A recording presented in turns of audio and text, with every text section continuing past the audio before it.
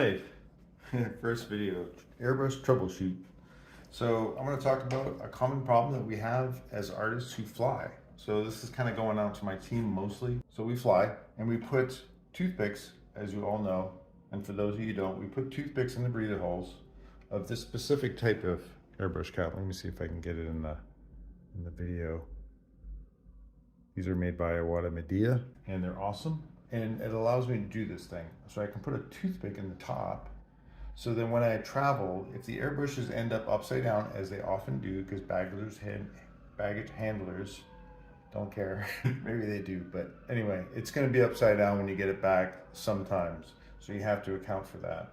And you wanna plug that breather hole because the paint will just kind of ooze out as you're traveling, and then you open up your case and you have all these beautiful colors on the inside of your case. So that's my workaround. It's just a round wooden toothpick that we put in the breather hole. So anyway, as we do that, we kind of seal off the pressure, right? It's going to maintain its pressure even when we get to altitude where the atmosphere is much thinner and the pressure is less. So the paint wants to come out, right? It wants to seek lower pressure always. So it wants to come out. It forces the paint up through the siphon and through the tip, I should say the nozzle and the needle. Now, if you have a brand new airbrush or a brand new nozzle and needle, then the seal is probably tight enough that you will not have any problems. But if your airbrush needle is maybe a little bit bent or the nozzle is cracked, which is something you can't see with the naked eye unless you got excellent vision, which I don't. But anyway, if either one of those is true, then it's going to provide even a little bit of a leak. So that paint will actually ooze out. And I think this is called an air cap, right?